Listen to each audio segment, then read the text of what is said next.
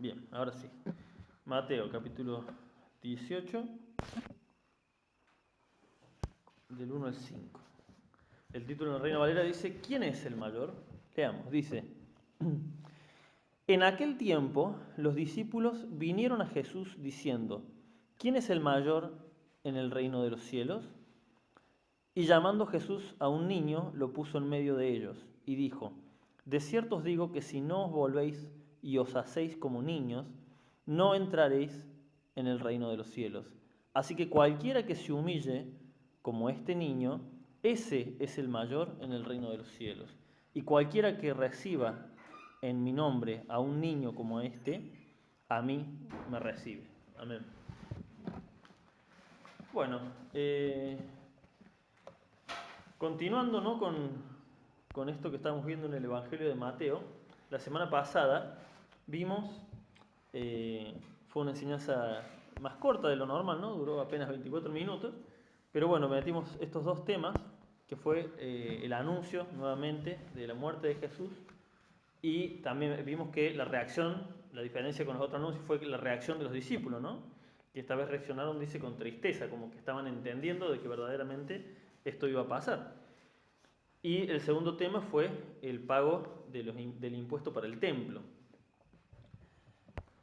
Pero anteriormente a esto, habíamos visto hace 2, 3 martes la transfiguración, ¿sí? La transfiguración donde el Señor se llevó a 3 de ellos. ¿Alguien recuerda de memoria quién eran?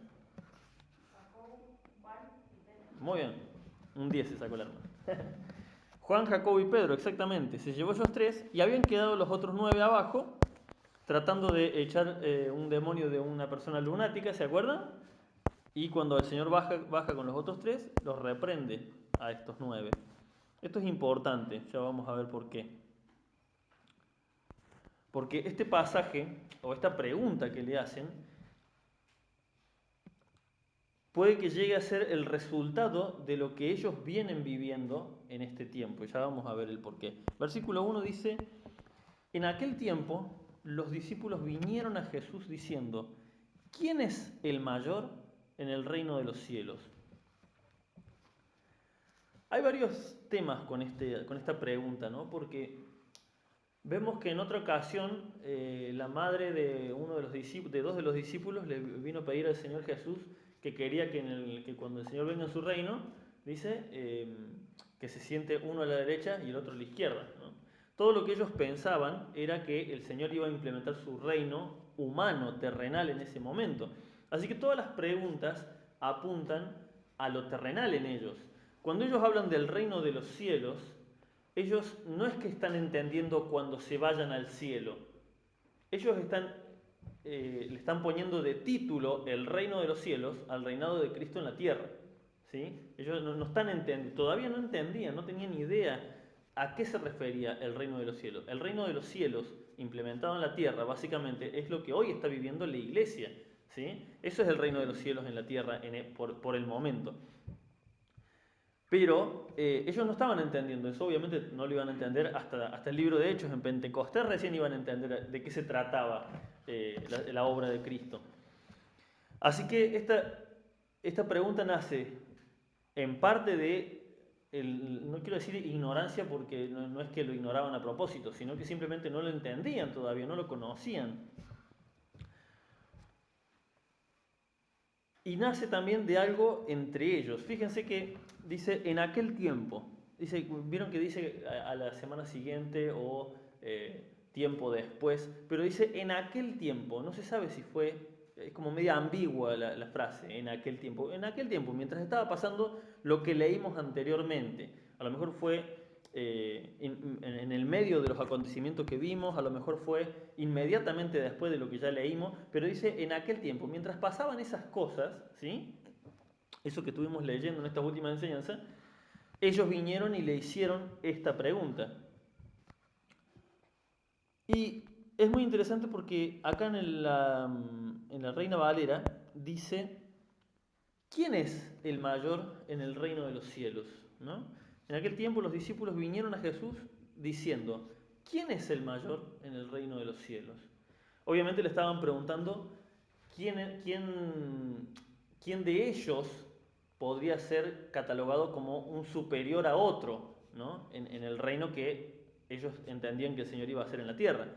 Pero hay algo muy interesante que la Reina Valera no lo traduce, porque hay una cosa muy, muy difícil de traducir en la palabra quién. Viene y dice, ¿quién es el mayor en el reino de los cielos? Hay una palabra, la forma en la cual está escrita gramaticalmente en el griego original, la palabra quién no iría sola.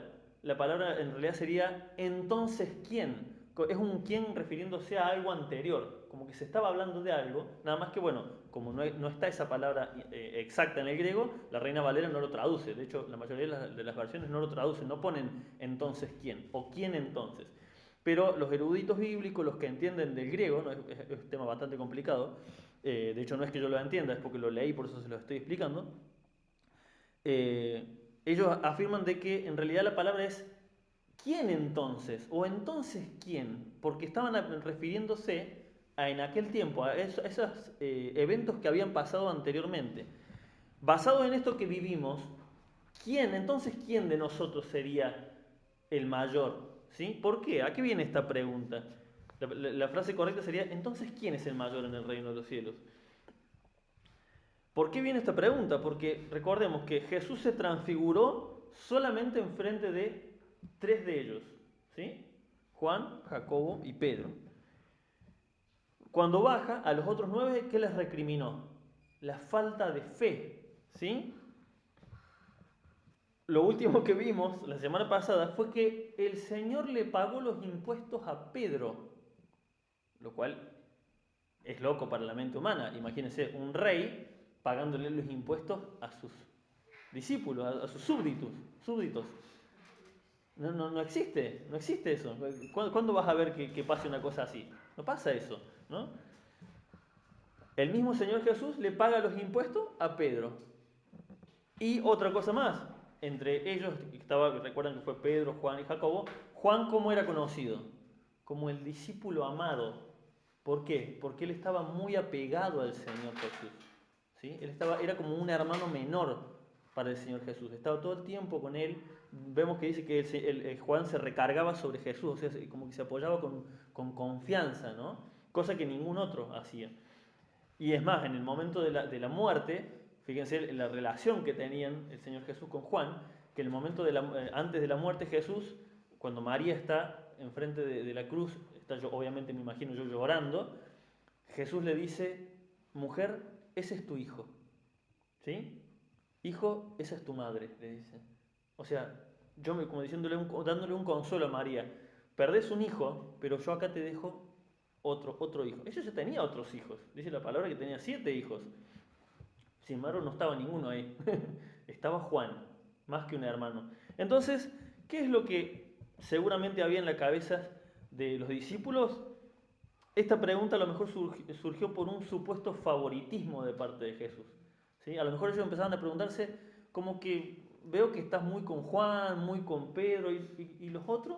¿Quién es el mayor? ¿Juan, Pedro? ¿Qué somos nosotros? Más o menos la pregunta viene a ser eso, ¿no? ¿Quién es el mayor de nosotros? ¿Cuál es el rango que nos toca en tu reino? Una pregunta un poco egoísta, ¿no? Como les digo, no estaban entendiendo ellos a qué se refería el reino de los cielos.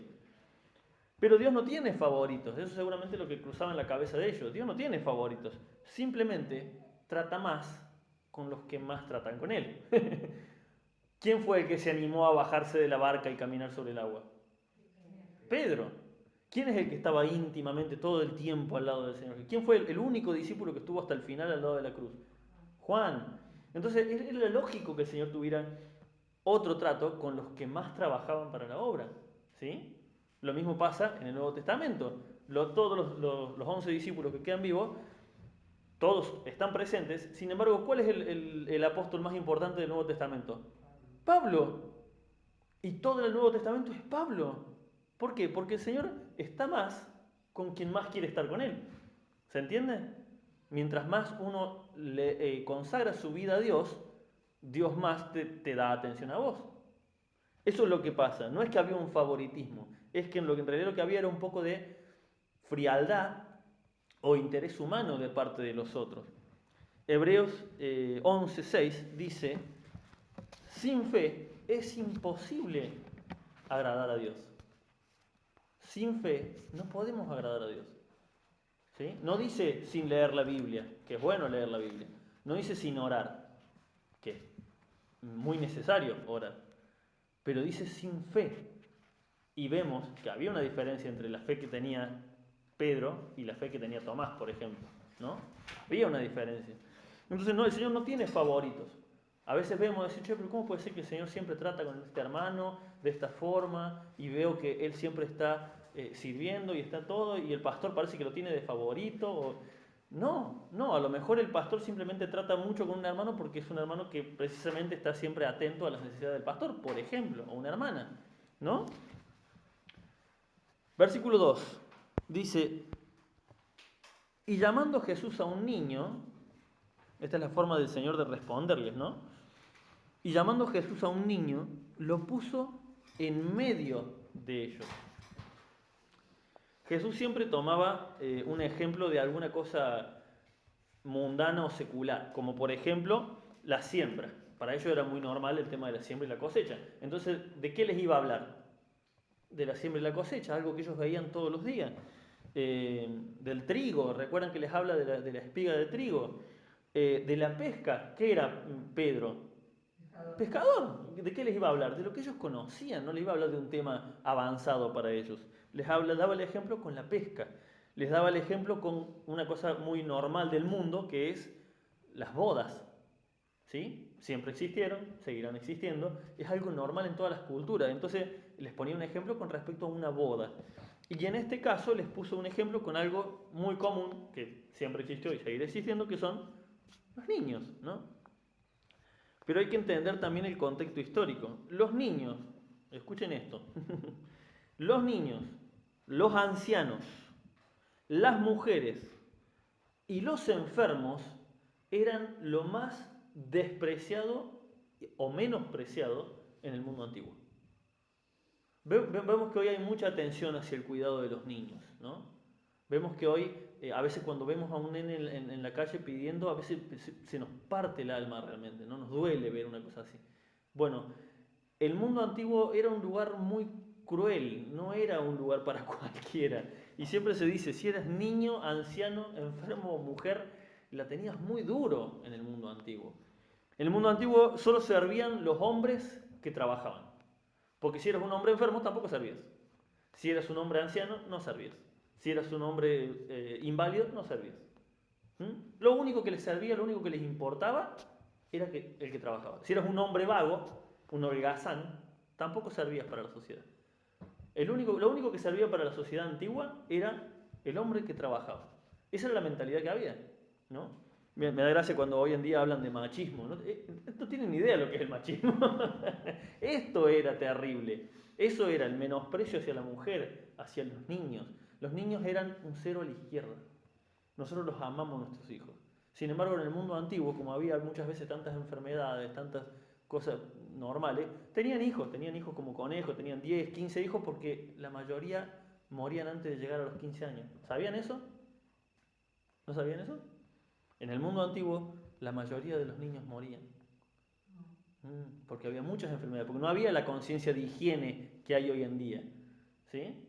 Por eso es una cosa que nosotros la damos por hecho, lavarnos las manos, entrar con el alcohol en gel ahora con el tema del coronavirus. El jabón, siempre lavar los platos. Obviamente, ¿cómo no le voy a lavar los platos para comer? Esto no se hacía. Esto no se hacía. El mundo antiguo era muy sucio, era muy asqueroso. La conciencia, el entendimiento sobre las bacterias, sobre eso, es del mundo moderno. Entonces, los niños eran algo desechado, era algo que, bueno, si sobrevivía, bueno, entonces ibas a servir para algo. ¿Recuerdan el trato que tenía el padre del rey David con él? Cuando era antes de ser rey, obviamente. ¿Sí? Cuando Samuel va, le dice, el Señor me mandó a ungir a uno de tus hijos como rey, el padre de David trae a todos los hijos grandes. ¿Y David? ¿Por qué no lo trajo? Porque era un niño. Fíjense, en la cabeza del padre no estaba su hijo pequeño. ¿Se entiende el nivel de mala conciencia que había con respecto a los niños? Entonces, en el medio de esa cultura, el Señor les trae, dice, y les pone a un niño en medio de ellos. Seguramente simplemente el nene iba caminando por ahí, lo agarró del hombro, vení para acá, y los puso ahí. Y les puedo asegurar que con esta frase los descolocó. Los descolocó. Ustedes tienen que ser como este niño. ¿Y qué era para ellos un niño? Una cosa inútil. Una cosa que había que mantener, que encima se enfermaba. Esa era la mentalidad que había. Era horrible, pero esa es la mentalidad que había. Y no le digo en la edad de Cristo, le estoy diciendo hace 200 años pasaba, hace 300, 200 años atrás pasaba. ¿Sí? Hoy en día tenemos, gracias al Señor, más conciencia del cuidado de los niños. Versículo 3. Y dijo, de cierto os digo que si no os volvéis y os hacéis como niños, no entraréis en el reino de los cielos. Fíjense qué interesante, ¿no? Porque ellos preguntaban, Señor, ¿quién de nosotros es el mayor en el reino de los cielos? Pero Jesús le dice, primero que nada, tenés que entrar al reino de los cielos. Ellos estaban ya diciendo, a ver, ¿en qué categoría caigo yo, no? No, ¿vos estás seguro que sos salvo primero que nada? ¿Vos estás seguro que vas al cielo? Eso es lo que el Señor les está diciendo en este versículo. De cierto os digo que si no dice va a ser el primero empieza por otro tema, dice, si no os volvéis, que significa volverse es cuando vos vas por un camino y te das la vuelta. Si no te volvés de tu forma de pensar, se refiere, ¿no?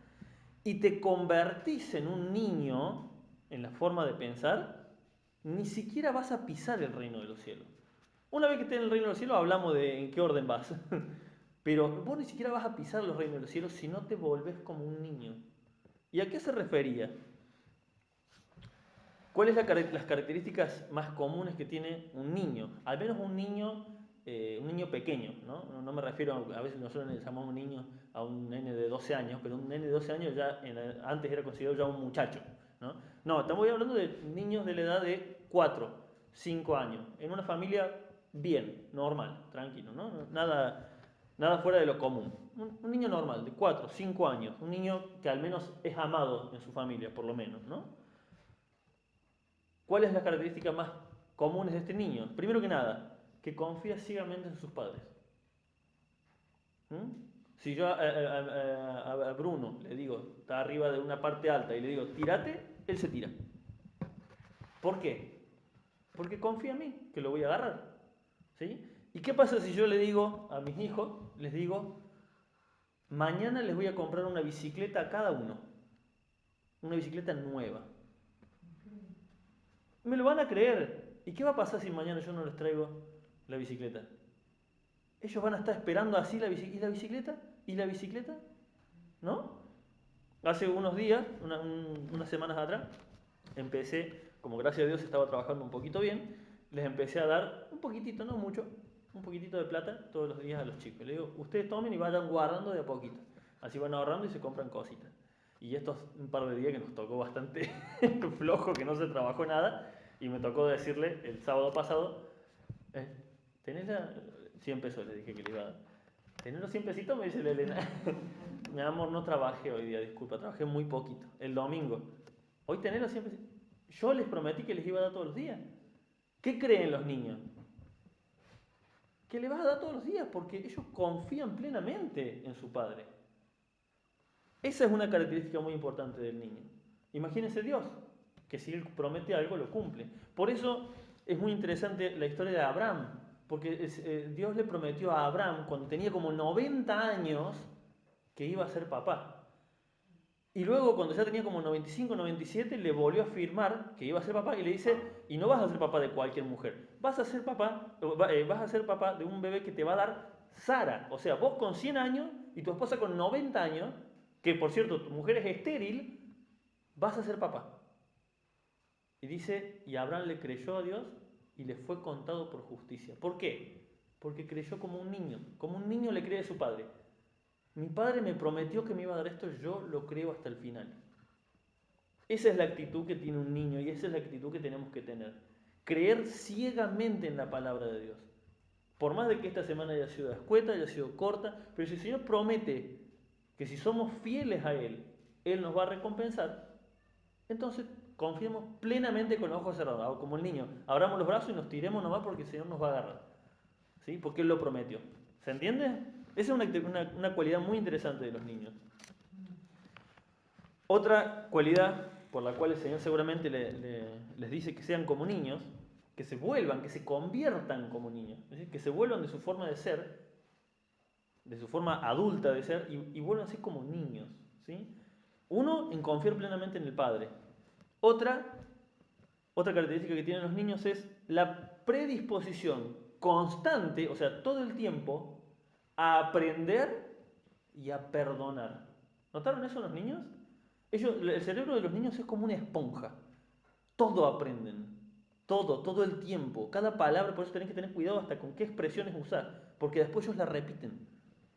Es una esponja el cerebro de los niños. Bueno, el Señor quiere que así seamos con la palabra de Dios. Que estemos atentos a la palabra de nuestro Padre y que lo aprendamos todo como una esponja en nuestro ser. Ellos están constantemente predispuestos a aprender y a perdonar. Vieron que los nenes están jugando, se pelean, lloran, cosas, pero después se arreglan. Y si vos te pasaste con el reto o lo retaste injustamente y después te das cuenta que estuviste mal, vas y le decís, ¿me perdonás? Y él te abraza y te dice que sí, y se olvidó. Y se olvidó de que estaba mal hace un ratito. Los niños son así. Siempre están predispuestos a perdonar, a estar bien. Ellos quieren estar bien, ellos no quieren estar mal. Nosotros los adultos nomás nos gusta estar mal, nos gusta andar amargado, parece. Ellos no, ellos quieren ser felices. Bueno, esa predisposición a aprender y a perdonar es la que el Señor quiere en nosotros. Que nuestra cabeza sea una esponja para absorber la palabra de Dios y que nuestro corazón esté siempre abierto a perdonar para restablecer la relación. Y otra cosa, antes de continuar, es la humildad que tienen los niños para reconocerse como inferiores. ¿Saben que los niños todo el tiempo se están reconociendo que son inferiores? ¿Se dieron cuenta? Papá, no puedo, ¿me ayudas con esto? Papá, no llego. ¿Me lo alcanzas? ¿Me lo cerrás más fuerte? ¿Me ayudas? ¿Me haces supa?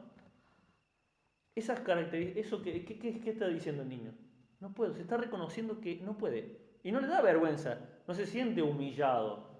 Él reconoce naturalmente, obvio, no puedo, soy chiquito. A veces le decís, ¿por qué no lo haces vos? Porque soy chiquito, papá, te dicen. Eso es lo que el Señor quiere de nosotros. Esa humildad para reconocer que somos inferiores, que no podemos. Versículo 4 dice, así que, ahora sí, primero que nada, hacete como niño. Así que, versículo 4, cualquiera que se humille como este niño, ya es lo que les digo de que ellos por naturaleza se humillan solos, ellos se reconocen, y eso es humillarse, reconocerse como inferior. Así que cualquiera que se humille como este niño, ese es el mayor en el reino de los cielos. Cualquiera que tiene estas características del niño, confiar plenamente en la palabra de su padre, predisposición a aprender y a perdonar constantemente, y la humildad para reconocerse inferior, cualquiera que se vuelve de esa forma, ¿qué es eso? Es un nacido nuevo. Es un cristiano nacido nuevo. Una persona que viene del mundo, que tuvo una vida, la que vida que sea, no importa, difícil o no difícil, cuando verdaderamente hubo una conversión, el corazón se vuelve al Padre y y lo único que quiere es aprender la palabra de Dios, y si lo ofendieron uno quiere perdonar, uno quiere estar bien. Y uno no deja de reconocer que no puede, no deja de clamar por ayuda al Padre, porque se reconoce inferior. Así que cualquiera que se humille como este niño, ese es el mayor en el reino de los cielos. Y esta frase, por eso les digo, les expliqué el tema de cómo eran los niños en el mundo antiguo, ¿no? Esto choca no solamente contra la cultura antigua, sino contra la cultura moderna. Porque, ¿qué nos dice la cultura moderna? Vos podés, es una cosa que a mí me choca mucho, por eso no soy muy amigo de los devocionales, porque es difícil encontrar devocionales buenos. Los devocionales que manda el pastor, ¿viste?, están muy buenos, hay otra hermana que también manda, están muy buenos, son bien bíblicos. Pero yo leía, cuando era más chico, leía uno que era, ¿cómo se llamaba? Creo que era, Reflexiones para el alma, ese. Que está lindo, pero le falta chicha. Decía, yo lo leía y esto es como muy blando. ¿Por qué? Porque tiene eso, vos podés, el Señor te va a ayudar, vas a salir adelante, vas a poder, sos un campeón. Y eso no es el pensamiento que nos dice Dios. Dios dice, humillate como un niño. No dice vos podés. Hay unos supuestos cristianos que tienen un lema que dice, descubre el campeón que hay en ti. En mí no hay ningún campeón. Hay un inmundo pecador que necesita salvación. Eso hay en mí. Eso hay en mí. Un pecador horrible, un hombre desgraciado que haría las peores maldades si no fuera porque tiene Cristo en su vida. No hay un campeón en mí. Eso es una mentira del mundo. Por eso les digo, choca contra el pensamiento aún de muchos cristianos.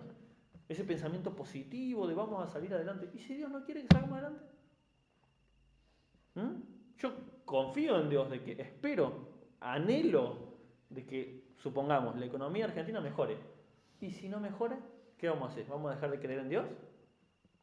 ¿Qué queda para los hermanos que viven en estos países donde los persiguen? No sirve ese pensamiento positivo, ese yo puedo, yo puedo. Eso es idea del mundo. La idea de Cristo es, vos no podés, acudí a Cristo. Acudí al Padre, no está en vos el poder. Ese es el mayor en el reino de los cielos, el que tiene estas tres características del niño.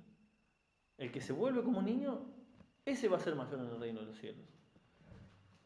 Y concluimos, dice, y cualquiera que reciba, y acá hay como, fíjense que es como una etapa, ¿no? Primero les dice, vuélvanse como niños. Luego les dice, humíllense como un niño. Y ahora hay como una tercera etapa que va más allá. Dice, y, o sea, una cosa más, les agrego, por si les interesa, como si lo dijera Jesús, ¿no? Por si les interesa, les agrego esto. Y cualquiera que reciba en mi nombre a un niño como esto, recibir a un niño ajeno en la edad antigua, hoy en día existe la adopción, es normal, hay muchos, de hecho dicen que hay más gente dispuesta a adoptar que niños para adoptarse, pero las trabas y la burocracia no lo permiten. Pero en el mundo antiguo, tristemente, era muy común ver niños de la calle, era muy normal, eran una molestia. Y el Señor les dice, y cualquiera que recibe un niño, cualquiera que recibe en mi nombre a un niño como este, directamente me está recibiendo a mí. Va más allá, ¿no? Que, primero que nada, ¿querés acceder al reino de los cielos? Volvete como un niño. ¿Querés ser el primero en el reino de los cielos? Humillate como un niño. Ahora, ¿querés ganarte mi corazón para siempre? Dice el Señor. Recibí a los niños. Recibílos. No los desprecies. No solamente en el sentido de adoptarlos, ¿no? A veces simplemente tratarlos bien, aunque no sean tuyos. ¿Querés verdaderamente, dice el Señor, ganarme a mí, ganarte mi corazón, que yo me enamore plenamente de vos? Recibí a un niño. Trátalo bien. Dales lo mejor, aunque no sean tus hijos. Dale lo mejor. Y cualquiera que recibe a un niño, que reciba en mi nombre, ¿no? En mi nombre, en el nombre de Jesús, a un niño como este, directamente me recibe a mí en su casa, me recibe a mí en su vida. ¿Amén? Amén. Espero que haya sido de bendición y que se haya entendido.